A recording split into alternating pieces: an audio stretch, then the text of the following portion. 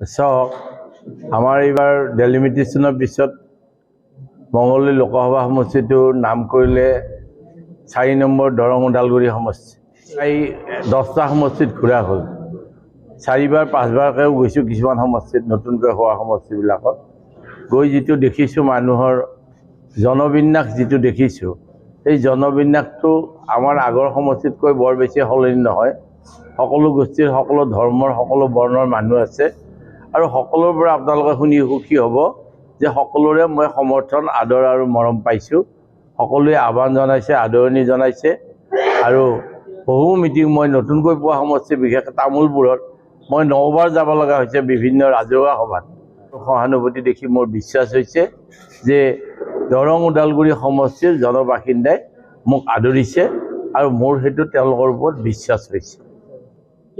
মোৰ বিশ্বাস যে আগন্তুক লোকসভা নিৰ্বাচনত বিজেপিৰ লগত যথেষ্ট ভোটৰ ব্যৱধানত মই জয়লাভ কৰিম বুলি মোৰ বিশ্বাস হৈছে। কংগ্ৰেছ শূন্য হোৱাৰ কথালৈ গৈ আছে, কি ক'ব এই সম্পৰ্কত? কংগ্ৰেছ শূন্য নহয়, মুখ্যমন্ত্ৰীয়ে তেওঁৰ লাইনত কথাটো কৈছে বিজেপি শূন্য হ'ব অসমত। কাৰণ এতিয়া বিজেপিৰ যিখন চৰকাৰ সেইখন কংগ্ৰেছৰ চৰকাৰ, বি টিম আমাৰ কংগ্ৰেছৰ সেইটো, আৰু আমি এ টিম হৈছোঁ এতিয়া। সেইকাৰণে বহুত মানুহে এইটো ভাল হ'বনে সেইটোহে ভাল হ'ব বুলি চিন্তা কৰি তেওঁলোকে কোনো আদৰ্শগত কাৰণত বিজেপিত যোগদান কৰা নাই। যেনেকৈ ভৰত নৰহৰ কথা কৈছোঁ, তেওঁ কংগ্ৰেছৰ পৰা কি পোৱা নাই? তেওঁ কংগ্ৰেছত আজি 15 বছৰ মন্ত্ৰী হৈছে আৰু বেছি বছৰ 20 বছৰ তেওঁ MLA হৈছে। তাৰ আগতো তেওঁ 10 বছৰ হেৰিত MLA আছিল, আপোনাৰ AGPত MLA আছিল, মন্ত্ৰী আছিল, আৰু তেওঁৰ পৰিবাৰ 3বাৰ সাংসদ হ'ল আৰু কেন্দ্ৰীয় মন্ত্ৰীও হ'ল তেওঁ। গতিকে তেওঁলোকে কংগ্ৰেছ এৰি এবাৰ টিকেট নাপাওঁতে কংগ্ৰেছ এৰি যোৱাৰ কোনো ফিলচফি নাই হৈ যাব।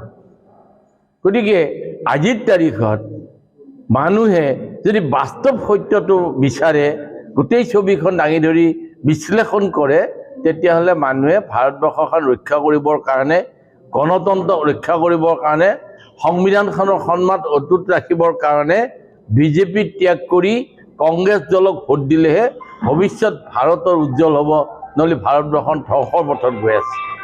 ৰাইজৰ মাজলৈ কি প্ৰতিশ্ৰুতি লৈ আহিব? চাওক, মই ভাৰতীয় জাতীয় কংগ্ৰেছ দলৰ প্ৰাৰ্থী, এটা নেশ্যনেল দল। ইয়াত মোৰ ব্যক্তিগত ইছ্যু একো নাথাকে। আমাৰ নিৰ্বাচনী ইস্তাহাৰ যিখন হ'ব সেইখনেই আমাৰ সকলো প্ৰাৰ্থীৰে প্ৰতিশ্ৰুতি হ'ব। তাৰ ওপৰত মই যি দেখিছোঁ, আজি কোনোবা এজনে কৈছে যে আমাৰ BA পাছ কৰা ল'ৰাই কৰ্ণাটকত গৈ হাজিৰা কৰিব লগা হৈছে। কিহৰ কাৰণে হৈছে এইটো? নৰেন্দ্ৰ মোদী ডাঙৰীয়াই 2014 চনত প্ৰধানমন্ত্ৰী হোৱাৰ আগতে প্ৰতিশ্ৰুতি দিছিল, মই যদি প্ৰধানমন্ত্ৰী হওঁ বছৰকত 2 কোটিকৈ চাকৰি দিম। 10 বছৰত 20 কোটি ল'ৰাৰ চাকৰি হ'লহেঁতেন। ক'তা এটাওতো দিব পৰা নাই তেওঁলোকে। 15 লক্ষকৈ ছুইডেন বেংকৰ পৰা টকা আনি সৰ্বসাধাৰণ ৰাইজৰ একাউণ্টছত দিম বুলি কৈছিল। 10 বছৰত কাৰোবাৰ একাউণ্টছত পইচা জমা হ'ল নেকি সোধকচোন? এটাও হোৱা নাই। আৰু বহুত প্ৰতিশ্ৰুতি দিছিল। এই জনগোষ্ঠী বৰ্মন বুলি বয়সীয়া মানুহজনে দুখ প্ৰকাশ কৰিছে যে বিজেপি চৰকাৰে 6টা জনগোষ্ঠীক জনজাতিকৰণ কৰিম বুলি কৈছিল। জনজাতিকৰণ কৰিব পাৰে, কিয় কৰিব নোৱাৰে জনজাতিকৰণ? তেওঁলোকে আমাৰ অন্য জেগাত ভাৰতবৰ্ষৰ বাহিৰত 27% OBCক দিছে, ৰিজাৰ্ভেশ্যন দিছে। অসমত 15% দিছে। 12% অসমত পৰি আছে ৰিজাৰ্ভেশ্যনৰ, কোনেও নাপায় সেইকেইটাত। এইবোৰ জেনেৰেল মানুহে লৈ আছে, জেনেৰেল মানুহে সুবিধা পাইছে।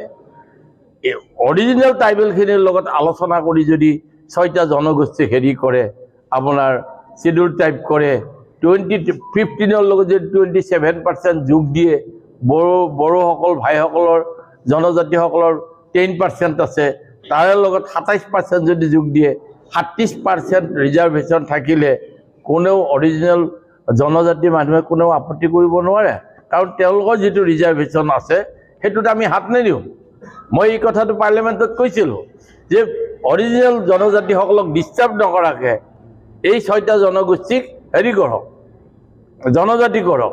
আৰু OBC 27%টো খুব কম সংখ্যক OBC থাকিব এই 6টা জনগোষ্ঠীক চিডিউল টাইপ কৰিলে। তেওঁলোকক এটা % দি পেলাই বাকীখিনি আনি তেওঁলোকক দি দিয়ক।